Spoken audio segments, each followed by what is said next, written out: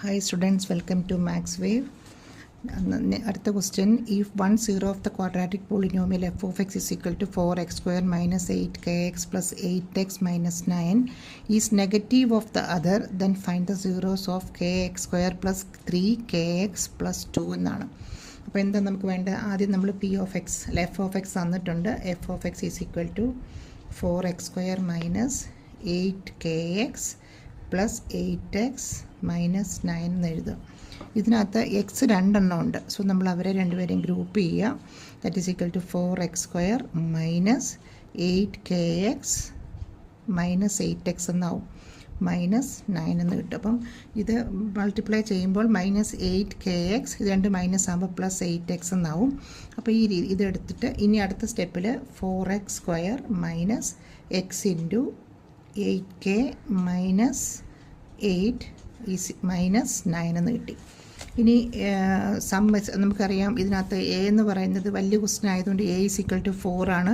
B is equal to negative 8k minus 8 ആണ്. അതായത് എക്സിൻ്റെ കോഎഫിഷ്യൻ്റ് ആണ്. ഇങ്ങനെ കൊടുക്കാം.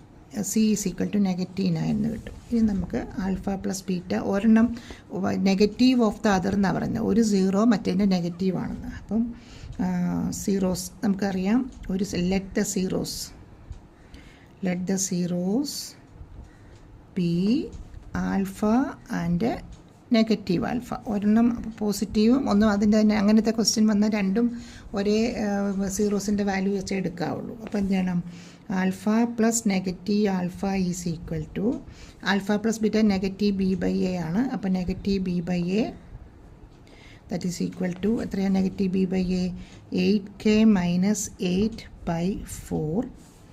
Then alpha into negative alpha is equal to c by a that is equal to negative 9/4 ഇങ്ങനെ കിട്ടും. ഇനി ഇത് വെച്ച് നമുക്ക് ഇക്വേഷൻ ഉണ്ടാക്കാം അല്ലേ? Alpha plus beta alpha beta വെച്ച് കെയുടെ വാല്യൂ നമുക്ക് ആദ്യം ഉണ്ടാക്കണം. ഇപ്പോൾ ഇതെത്ര വരും? ഇതെങ്ങനെ വരും നമുക്ക്? ദാറ്റ് ഈസ് ഈക്വൽ ടു ഇതിൻ്റെ ബാക്കിയായിട്ട് എഴുതാം. 0 ഈസ് ഈക്വൽ ടു ഇത് ആൽഫയും നെഗറ്റീവ് ആൽഫ 0 ആയിരിക്കും. 8k minus 8 divided by 4. Therefore 8k minus 8 is equal to 0. 8k is equal to 8 അപ്പുറത്തുമ്പോൾ positive ആവും. k is equal to 1 ആവും. അപ്പോൾ ഈ കെയുടെ വാല്യൂ നമുക്ക് 1 കിട്ടി. ആൽഫ ബീറ്റയുടെ ആവശ്യം നമുക്ക് ഇവിടെ ഇല്ലായിരുന്നു.